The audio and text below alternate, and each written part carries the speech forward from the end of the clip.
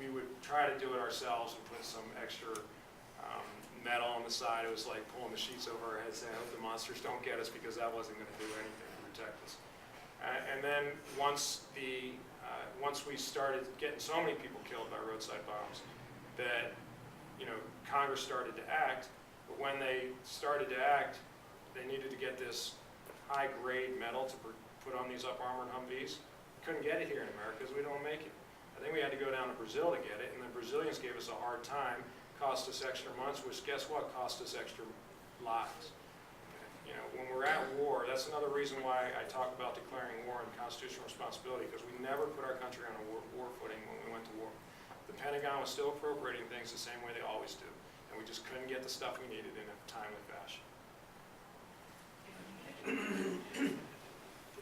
A comment and a question about your service inclusion. The comment you were saying we're going to borrow from our Treasury. In case you guys didn't know, we've been borrowing from our Treasury from the Social Security Trust Fund. But if you'll notice, the New York Times just reported last month, the Social Security Trust Fund is broke. We do not have enough money to pay our current debts. So being able to borrow from ourselves, we no longer have the ability to do that. Our government has no positive cash flows at this moment in time. There is nothing that they're not outspending. Outside of that, back to your question, are there any other countries that, or I should say, how many other countries? I'm listening, sorry. How many? I'm sorry. How many other countries, for lack of a better word, prosecute their soldiers for criminal acts?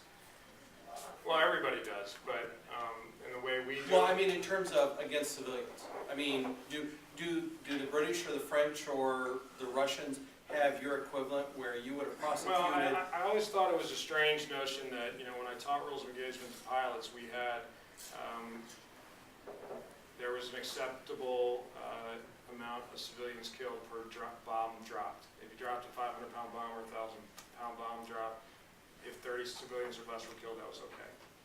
But if you had a 17, 18, 19-year-old Marine that was tasked in Fallujah and Najaf with doing the hardest kind of fighting you could ever do, from the Roman times to today, where you have bad guys going in a civilian house, which Al-Qaeda does. A lot of times they round up the family and put them in one room and fight from behind them.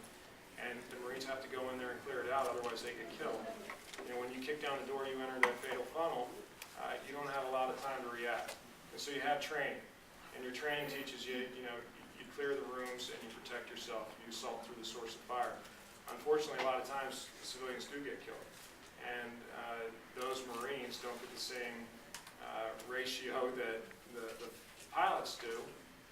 They shouldn't get that same ratio necessarily, but they, you got to give them some kind of fog of war, understanding that bad things happen in war. There's no easy way to kill someone, and the benefit of the doubt should be given to the Marine.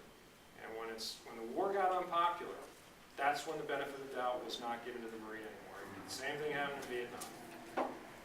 So it happens, unfortunately, and the Marines are trying to do the best they can in a very difficult situation, but they did it well.